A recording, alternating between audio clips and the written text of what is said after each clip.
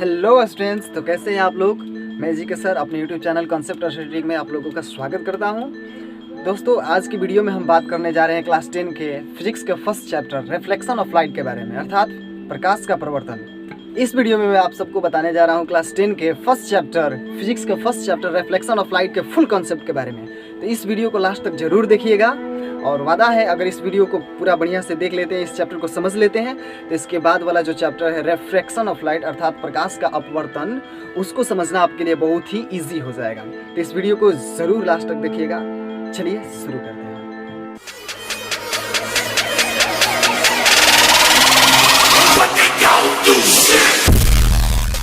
So students, जो हमारा first chapter है रिफ्लेक्शन ऑफ लाइट प्रकाश का प्रवर्तन, चलिए इसको समझते हैं।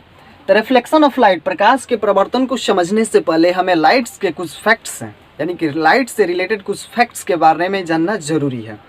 तो पहला फैक्ट है लाइट, यानी कि खुद लाइट ही है। प्रकाश है क्या, प्रकाश को कैसे डिफाइन करेंगे, प्रकाश को कैसे समझेंगे, चलिए समझते हैं इसको।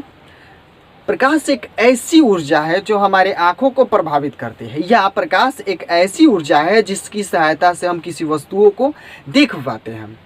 कोई वस्तु हमें कब दिखाई देती है, जब उस पर लाइट कोई आता है, उस वस्तु पर लाइट टकराकर पुनः हमारे आँखों तक वापस पहुंचता है, तभी वो वस्तु हमें दिखाई पड़ती है। मान लेते हैं कि कोई दीवार है, दीवार के उस तरफ वस्तु रखी गई है, उस पर बहुत सारा लाइट भी जा रहा है, लेकिन वो लाइट हमारे आँखों तक पहुँच नहीं पा रहा है, तो वस्तु हम देख नहीं पाएंगे, ठीक है ना।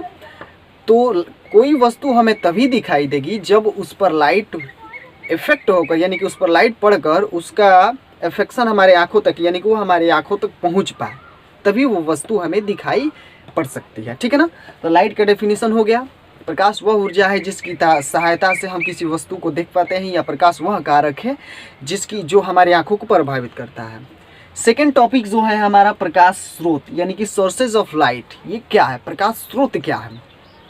तो वे स्रोत या वह वस्तुएं जिनसे होकर प्रकाश उत्सर्जित होता है, या जो प्रकाश उत्सर्जित करती है या प्रकाश को प्रवर्तित करती है, वे सोर्सेज ऑफ लाइट कहलाती हैं, ठीक है ना। प्रकाश स्रोत के आधार पर वस्तुओं को दो प्रकार में बांट दिया गया। पहला है प्रदीप्त पदार्थ और दूसरा है अप्रदीप्त पदार्थ। प्रदीप्त पदार्थ को दीप्तमान पदार्थ भी कहा जाता है, यानी कि ल्यूमिनस ऑब्जेक्ट और नॉन ल्यूमिनस ऑब्जेक्ट। इसको समझा जाए, ल्यूमिनस ऑब्जेक्ट प्रदीप्त पदार्थ क्या है। तो वे पदार्थ जो स्वयं प्रकाश उत्सर्जित करते हैं, वे पदार्थ जो स्वयं प्रकाश उत्सर्जित करते हैं प्रदीप्त पदार्थ कहलाते हैं। इसका एग्जाम्पल में हो जाएगा sun, star, light, lamp, bulb, etcetera etcetera. इसका बहुत सारा एग्जाम्पल हो सकता है जो स्वयं लाइट को उत्सर्जित करता है, ठीक है ना, प्रोड्यूस करता है। दूसरा है अप्रदीप्त पदार्थ। वे पदार्थ जो स्वयं प्रकाश उत्सर्जित तो नहीं करते हैं, बल्कि दूसरे वस्तु के प्रकाश में अपने होने की उपस्थिति को दर्शाते हैं, यानी कि दिखाई पड़ते हैं, उसे अप्रदीप्त पदार्थ यानी कि नॉन ल्यूमिनस ऑब्जेक्ट कहा जाता है, ठीक है। चलते हैं तीसरे टॉपिक पर। तीसरा जो टॉपिक है हमारा है प्रकीर्णन, यानी कि स्कैटरिंग। प्रकीर्णन क्या है। तो जब प्रकाश किसी वस्तु पर पड़ता है तो वह वस्तु प्रकाश के कुछ रेज को, किरणों को अपने अंदर अवशोषित कर लेती है और कुछ रेज को अपने बाहर चारों तरफ वायुमंडल में प्रवर्तित कर देती है, जिसे स्कैटरिंग यानी कि प्रकीर्णन कहा जाता है, जिसकी सहायता से हमें वस्तुएं दिखाई पड़ती है। अगला टॉपिक है हमारा किरण और किरणपुंज, यानी कि rays and beam. Rays and beam क्या है, किरण। तो सीधी रेखा में जब लाइट गमन करता है, यानी कि सीधी रेखा में जब लाइट ट्रेवल करता है, तो उसे हम किरण कहते हैं, यानी कि रेज कहते हैं।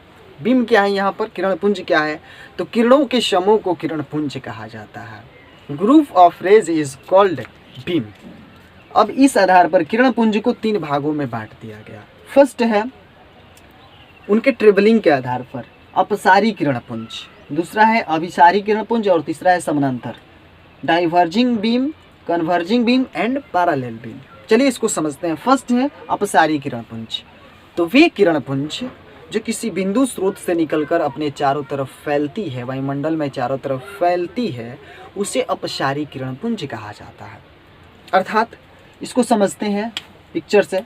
मान लीजिए कि कोई बिंदु है, ये यहाँ पर समझिए, कोई लाइट सोर्सेज है और इससे होकर लाइट निकलकर चारों तरफ फैल रहा है, ठीक है ना।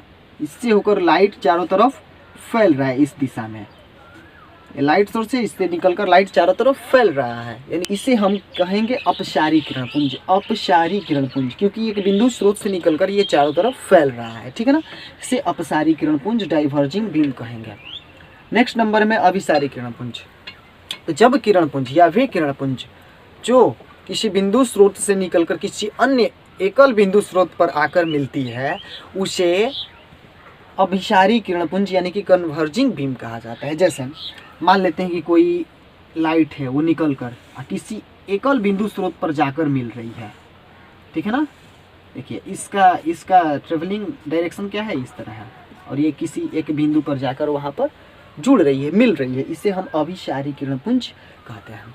थर्ड नंबर में हमारा है समानांतर किरण पुंज। वो क्या है, तो वे किरण पुंज जो किसी बिंदु स्रोत से निकलकर अपने चारों तरफ समानांतर क्रम में फैलती है, या वे किरण पुंज जो किसी बिंदु स्रोत से निकलकर एक दूसरे के समानांतर क्रम में ट्रेवल करती है, गति करती है, उसे हम समानांतर किरण पुंज कहते हैं, यानी कि पैरेलल बीम कहते हैं। जैसे कि मान लीजिए कोई किरण यहाँ पर लाइट सोर्सेज है, यहाँ से निकलकर लाइट चारों तरफ समानांतर क्रम में निकलकर फैल रही है, इसे हम पैरेलल रेज यानी कि पैरेलल बीम कहते हैं, ठीक है ना।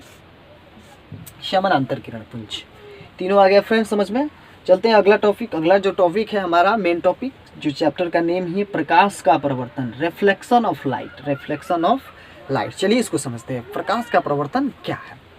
तो फ्रेंड्स, जब प्रकाश किसी वस्तु पर पड़ता है, जब प्रकाश किसी वस्तु पर पड़ता है, तो वह पुनः अपने माध्यम में टकराकर जब वापस लौट आता है, तो उसे हम प्रकाश का प्रवर्तन कहते हैं। जब प्रकाश किसी वस्तु पर टकराता है और उससे प्रवर्तित होकर पुनः अपने माध्यम में लौट आता है, तो उसे हम प्रकाश का प्रवर्तन, रिफ्लेक्शन ऑफ लाइट कहते हैं।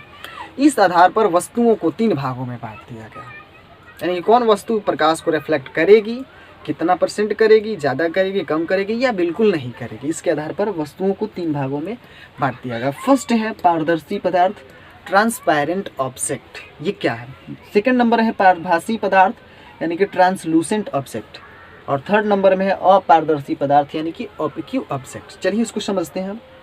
फर्स्ट है पारदर्शी पदार्थ, वे पदार्थ जो अपने से होकर प्रकाश को आर पार आ जाने दे सकते हैं, उसे पारदर्शी पदार्थ यानी कि ट्रांसपेरेंट ऑब्जेक्ट कहा जाता है। जैसे एग्जाम्पल में इसका हो जाएगा water, glass, air etcetera. Second number में है पारभासी पदार्थ, वे पदार्थ जो अपने से होकर प्रकाश के कुछ किरणों को ही आर पार आ जाने दे सकते हैं, उसे पारभासी पदार्थ यानी कि ट्रांसलूसेंट ऑब्जेक्ट कहा जाता है।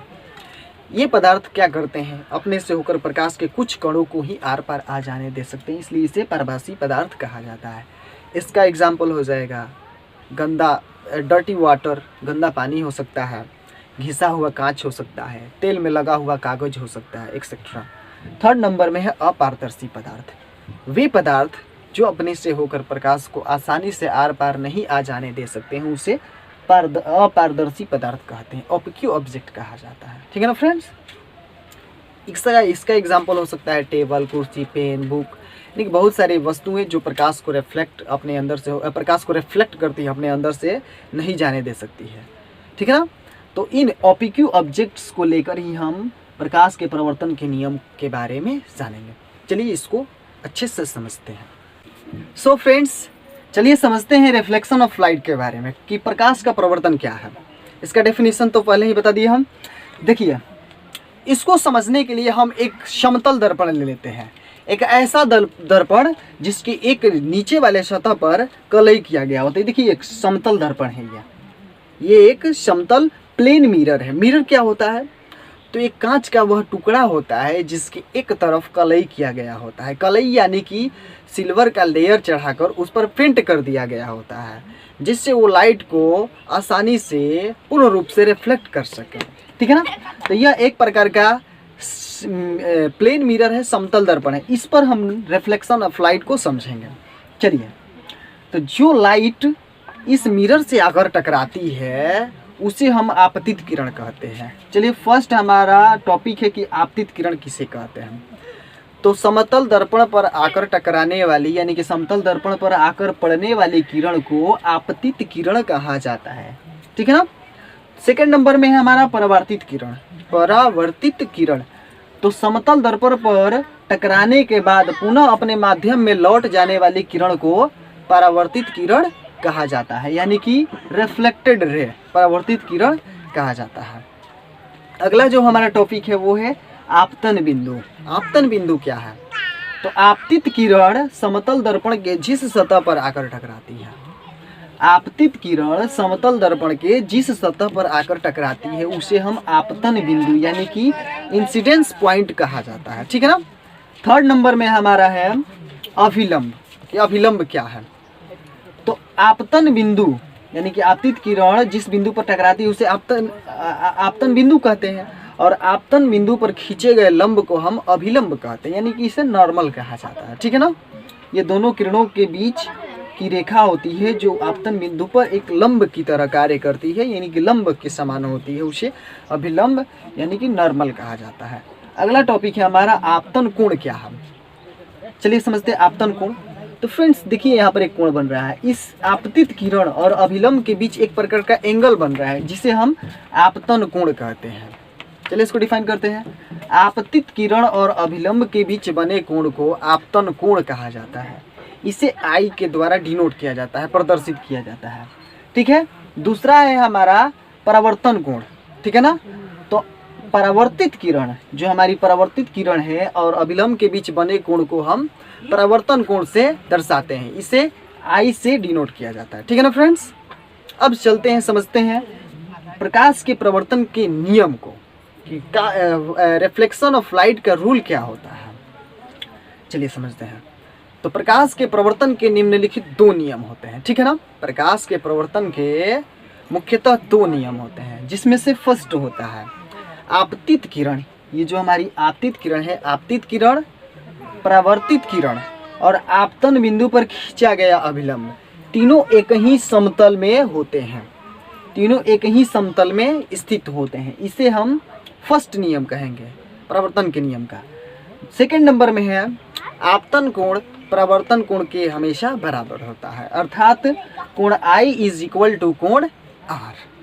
ठीक है ना फ्रेंड्स। समझ में आया। चलते हैं अगले टॉपिक पर। जो अगला टॉपिक है हमारा वो है कि जब कोई किरण दर्पण पर लंबवत पड़ती है तो वो किस प्रकार से परावर्तित होगी। चलिए इसको समझते हैं। देखिए ये मान लीजिए कि यह दर्पण है, कोई प्लेन मिरर है, इस पर कोई रेज इसकी सीधी रेखा में जब पड़ती है तो क्या होता है, तो यह उसी रेखा पर परावर्तित हो जाती है। ठीक है ना। यानी कि उस लंब पर ही परावर्तित, इस रेखा पर लंबवत पड़ेगी तो ये उसी रेखा पर ही परावर्तित हो जाती है। चलिए देखते हैं समझते हैं। तो इस स्थिति में जो एंगल हमारा बनेगा, एंगल ऑफ इंसिडेंट और एंगल ऑफ रिफ्लेक्टेड दोनों शून्य होगा। देखिए I is equal to 0 and R is also equal to 0। हम जानते हैं कि कोण I इज इक्वल टू कोण R होता ही है। तो इस स्थिति में दोनों क्या होगा, दोनों का मान 0 आएगा। ठीक है ना फ्रेंड्स। जब कोई इंसिडेंट रे दर्पण पर, कोई भी प्लेन मिरर हो या कोई भी मिरर हो, उस पर लंबवत आकर पड़ती है तो वह आपतन कोण बराबर परावर्तन कोण 0 बनाते हुए यानी कि उसी पथ पर अभिलंब के पथ पर ही परावर्तित हो जाती है। फ्रेंड्स इसको समझ लिए। सो फ्रेंड्स अगला जो टॉपिक है वो हमारा है प्रतिबिंब यानी कि इमेज। इमेज क्या है, ये कैसे बनता है और किस दर्पण में, किस प्रकार के दर्पण में किस प्रकार से बनता है। तो फ्रेंड्स सबसे पहले जानते हैं इमेज है क्या। तो किसी बिंदु स्रोत से, इसको डिफाइन करेंगे, किसी बिंदु स्रोत से आती प्रकाश की किरणें दर्पण से परावर्तन के बाद, किसी बिंदु स्रोत से आती प्रकाश की किरणें दर्पण से परावर्तन के बाद जिस बिंदु पर मिलती है या मिलती हुई प्रतीत पड़ती है, उसी बिंदु को उस बिंदु स्रोत का प्रतिबिंब कहा जाता है। ठीक है ना फ्रेंड्स।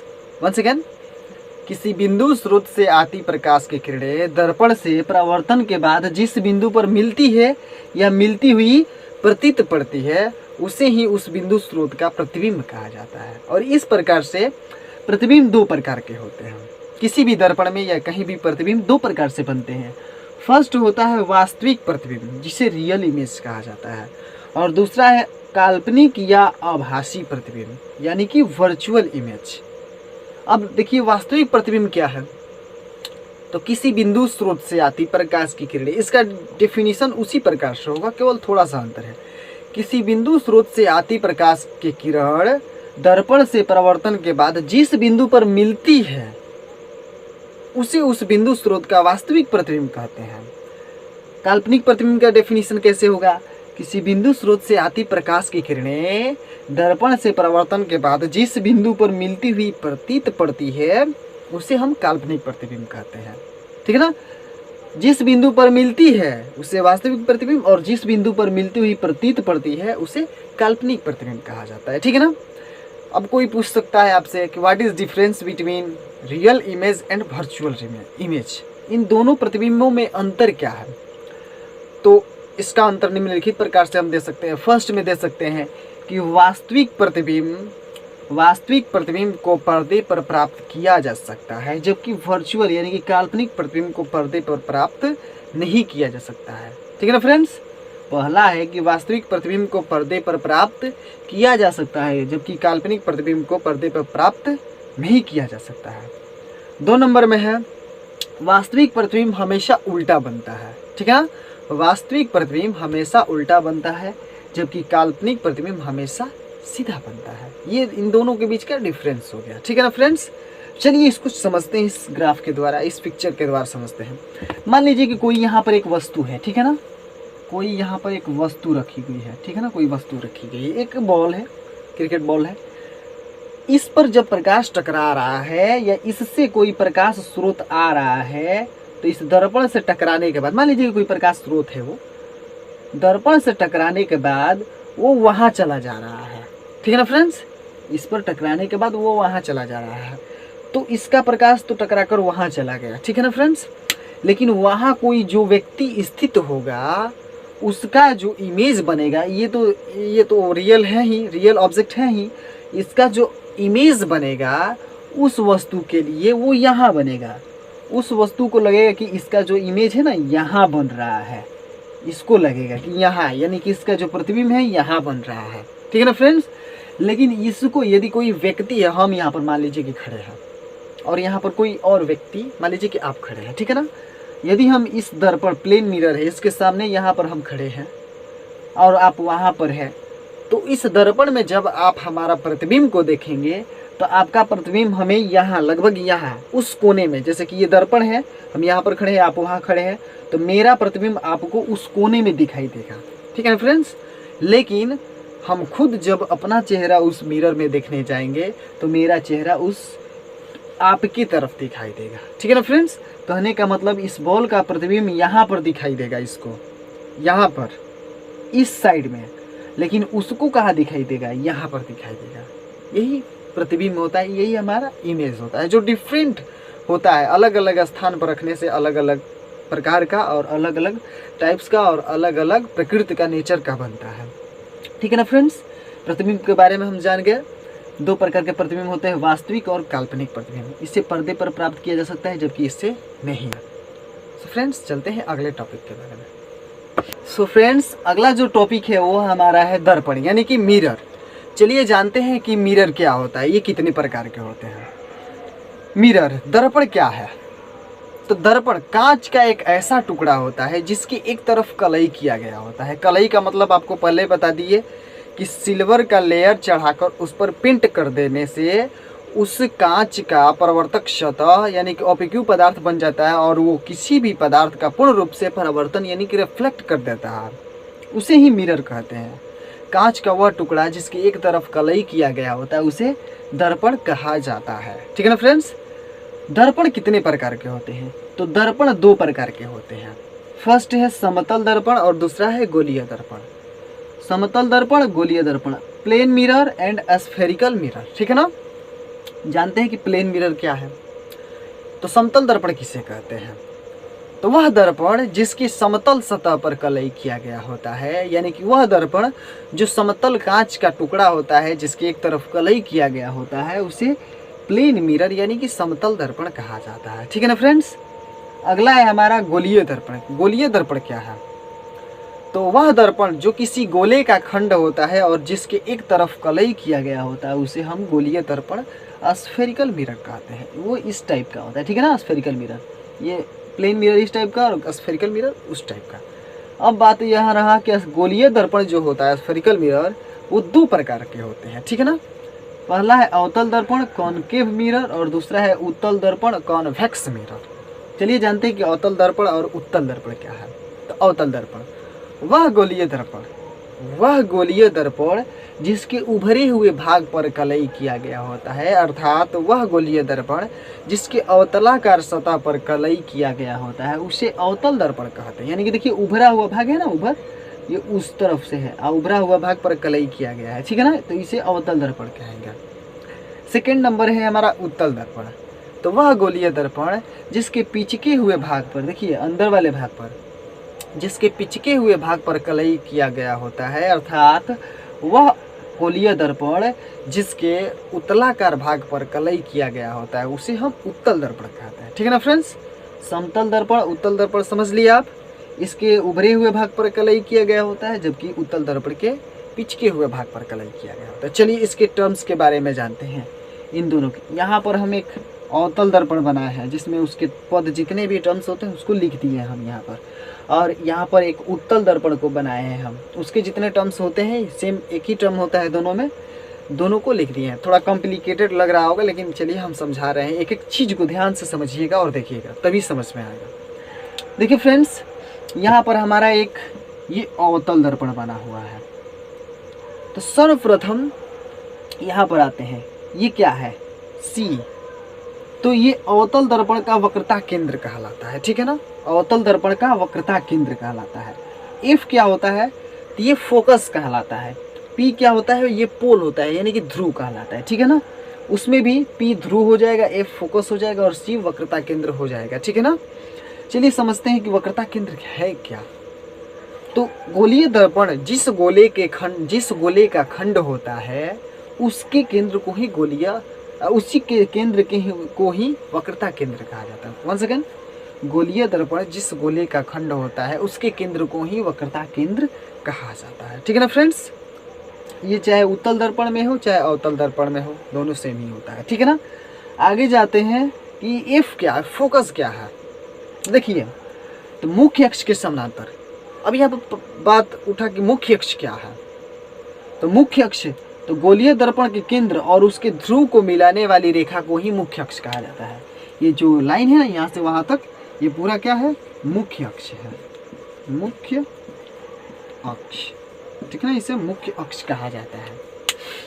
गोलीय दर्पण के केंद्र और ध्रुव को मिलाने वाली रेखा को मुख्य अक्ष कहा जाता है, ठीक है ना फ्रेंड्स। तो फोकस का डेफिनेशन अब इस प्रकार से बनेगा कि मुख्य अक्ष के समानांतर, यानी कि मुख्य अक्ष के समानांतर आने वाली प्रकाश की किरण दर्पण से परावर्तन के बाद जिस बिंदु पर मिलती है या जिस बिंदु पर मिलती हुई प्रतीत होती है, उत्तल दर्पण में वर्चुअल इमेज बनता है और उसमें केवल संभावनाएं ही होती हैं, इसलिए उसमें मिलती हुई प्रतीत बोलेंगे, ठीक है ना फ्रेंड्स। मुख्य अक्ष के समानांतर आती प्रकाश की किरणें दर्पण से परावर्तन के बाद जिस बिंदु से होकर गुजरती है या जिस बिंदु से होकर गुजरती हुई प्रतीत पड़ती है उसे हम फोकस कहते हैं। अगला है पॉइंट, ध्रुव क्या है। तो कोई भी दर्पण हो, चाहे अवतल चाहे उत्तल दर्पण हो, दर्पण के मध्य बिंदु को ध्रुव कहा जाता है। उस दर्पण के मध्य जो बिंदु यानी कि बीच में जो बिंदु होता है उसे ध्रुव कहा जाता है, ठीक है ना फ्रेंड्स। चलते हैं अगले टॉपिक में। अगला टॉपिक है वक्रता त्रिज्या क्या है, उसमें भी और इसमें भी। तो गोलीय दर्पण के ध्रुव और वक्रता केंद्र के मिलाने वाली रेखा को ही वक्रता त्रिज्या कहते हैं। इसे कैपिटल लेटर आर से ही डिनोट किया जाता है, ठीक है ना। कैपिटल लेटर आर से डिनोट किया जाता है।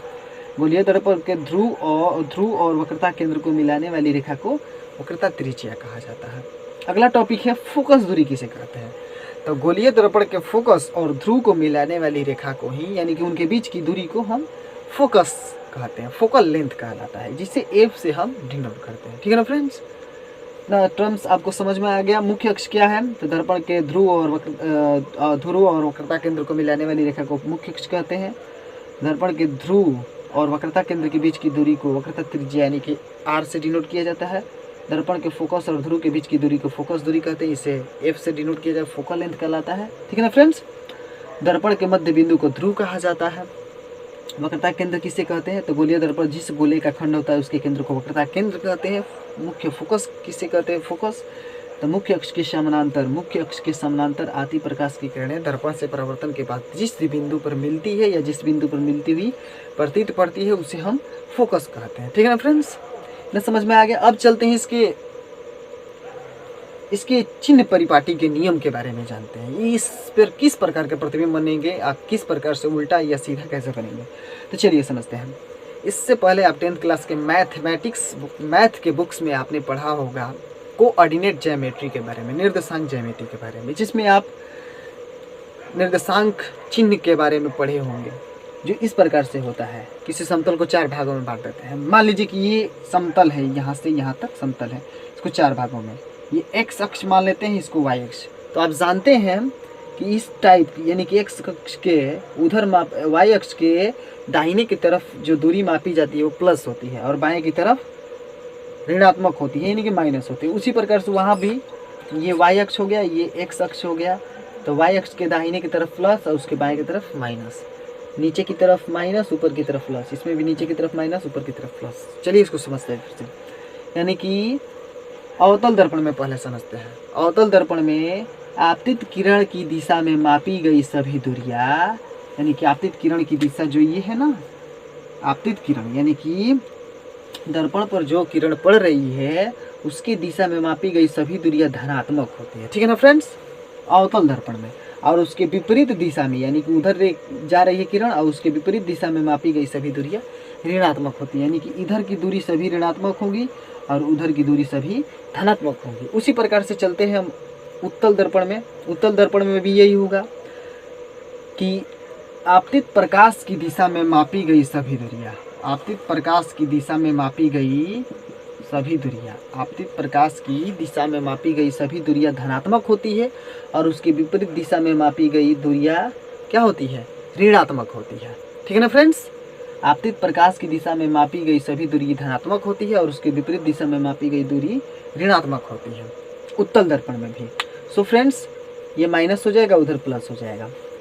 और मुख्य अक्ष के ऊपर चाहे कोई भी दर्पण हो, कॉनकेव हो या कॉन्वेक्स हो, मुख्य अक्ष के ऊपर मापी गई सभी दूरियां धनात्मक होती है, पॉजिटिव होती है, और मुख्य अक्ष के नीचे मापी गई सभी दूरियां ऋणात्मक यानी कि निगेटिव होती है। सो फ्रेंड्स, इतना समझ में आया।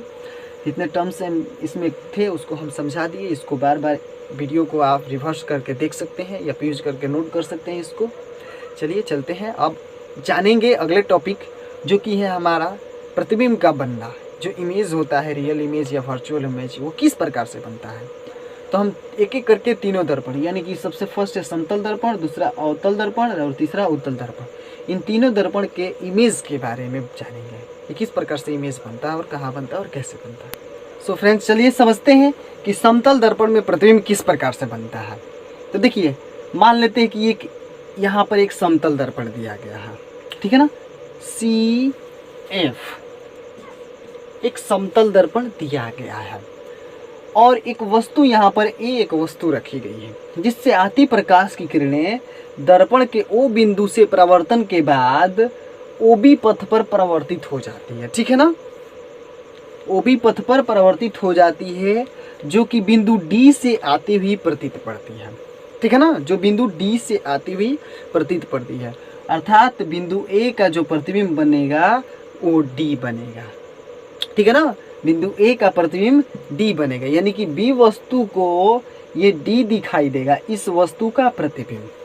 समझ में आ रहा है।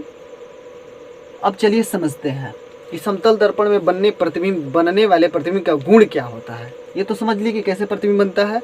बिंदु A से आती प्रकाश की किरणें O बिंदु से परावर्तन के बाद OB पथ पर जब परावर्तित हो जाती है तो B को ये D बिंदु से आती हुई प्रतीत पड़ती है, लगता है उसे ये D बिंदु से होकर आ रही है।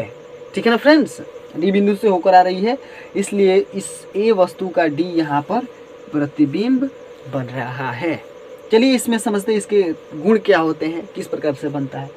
फर्स्ट होता है कि प्रतिबिंब दर्पण के पीछे बनता है। समतल दर्पण में वस्तु का प्रतिबिंब दर्पण के हमेशा पीछे बनता है, पहला गुण हो गया। दूसरा है प्रतिबिंब का आकार वस्तु के आकार के हमेशा बराबर होता है।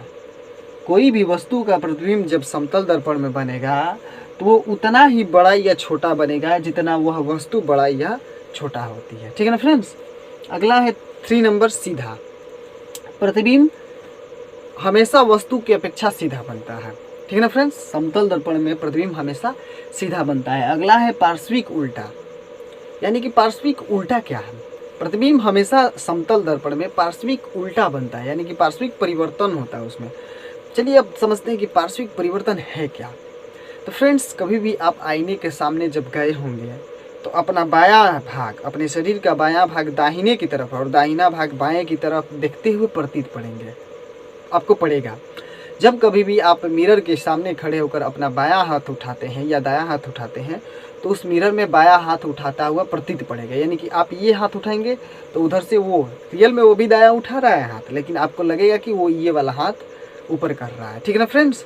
यानी कि प्रतिबिंब के सामने, मिरर के सामने जब कभी हम जाते हैं या कोई भी वस्तु को रखते हैं तो उसका दायां भाग बाएं की तरफ और बायां भाग दाहिने की तरफ दिखाई देता है, जिसे पार्श्विक विस्थापन या पार्श्विक उल्टापन कहते हैं।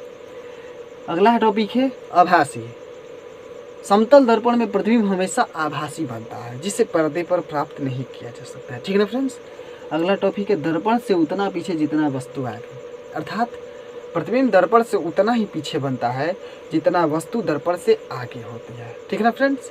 ये रहा हमारे समतल दर्पण में बनने वाले प्रतिबिंब के सारे गुण और किस प्रकार से प्रतिबिंब बनता है। चलिए नेक्स्ट समझते हैं अवतल दर्पण में किस प्रकार से प्रतिबिंब बनता है। सो फ्रेंड्स, अगला जो टॉपिक है वो हमारा है अवतल दर्पण में प्रतिबिंब का बनना। अब हम अवतल दर्पण में एक अवतल दर्पण दिया गया है, ठीक है ना। अवतल दर्पण जिसके बाहरी उभरे हुए सतह पर कलई किया गया होता है उसे अवतल दर्पण कहते हैं। ठीक है ना फ्रेंड्स। अब हम इस दर्पण में प्रतिबिंब की स्थिति और वस्तु की स्थिति के बारे में जानेंगे, समझेंगे कि वस्तु का प्रतिबिंब कहाँ पर रखने से किस प्रकार बनता है। ठीक है ना। चलिए चलते हैं। जो फर्स्ट प्रतिबिंब है ये मान लेते हैं कि ये प्रतिबिंब जो है अनंत पर है। ठीक है ना। ये वस्तु जो है अनंत पर रखी गई है, ये वस्तु अनंत पर रखी गई है। देखिए फ्रेंड्स, ए बी जो वस्तु है 1 नंबर में प्रतिबिंब जो है, फर्स्ट नंबर में वस्तु रखी गई है ए बी, वो अनंत पर रखी गई है। तो इसका प्रतिबिंब कहाँ बनेगा? तो देखिए इसका प्रतिबिंब दर्पण के फोकस पर वास्तविक उल्टा और वस्तु से बहुत छोटा बनेगा। ठीक है ना फ्रेंड्स। जब वस्तु अनंत पर रखी होती है तो उसका प्रतिबिंब फोकस पर वास्तविक उल्टा और वस्तु से बहुत ही छोटा बनता है। ठीक है ना फ्रेंड्स। सेकंड नंबर है जब वस्तु अनंत, ये अनंत हो गया, ये वक्रता केंद्र, जब वस्तु अनंत और वक्रता केंद्र के बीच, ठीक है ना, ये अनंत है और वो वक्रता केंद्र, जब वस्तु अनंत और वक्रता केंद्र के बीच स्थित होती है, यानी कि ए बी यहाँ पर वस्तु स्थित है 2 नंबर में, तो उसका प्रतिबिंब सी और एफ के बीच वास्तविक उल्टा और वस्तु से छोटा बनता है। बहुत छोटा नहीं लेकिन छोटा बनता है। ठीक है ना। वास्तविक उल्टा और वस्तु से छोटा। देखिए ए बी एक वस्तु रखी गई है जिसका प्रतिबिंब 2 नंबर में यहाँ पर बन रहा है ए डैश बी डैश। वास्तविक उल्टा सी और एफ के बीच वास्तविक उल्टा और वस्तु से बहुत ही वस्तु से छोटा, बहुत छोटा नहीं। ठीक है ना फ्रेंड्स। थर्ड नंबर में है जब वस्तु को वक्रता केंद्र पर रख दिया जाता है, यानी कि जब वस्तु वक्रता केंद्र पर स्थित होती है तो उसका प्रतिबिंब वक्रता केंद्र पर ही वास्तविक उल्टा और वस्तु के बराबर बनता है। ठीक है ना फ्रेंड्स। 4 नंबर में है जब वस्तु वक्रता केंद्र और एफ के बीच स्थित होती है, जब वस्तु वक्रता केंद्र और एफ के बीच होती है तो उसका प्रतिबिंब वक्रता केंद्र और अनंत के बीच वास्तविक उल्टा और वस्तु से बड़ा बनता है। ठीक है ना फ्रेंड्स। देखिए यहाँ पर ए बी 4 नंबर में ए बी वस्तु रखी गई है तो यहाँ पर 4 नंबर में उसका ए डैश बी डैश वास्तविक उल्टा और वस्तु से थोड़ा बड़ा उसका प्रतिबिंब बन रहा है। ठीक है ना फ्रेंड्स। 5 नंबर में चलते हैं हम।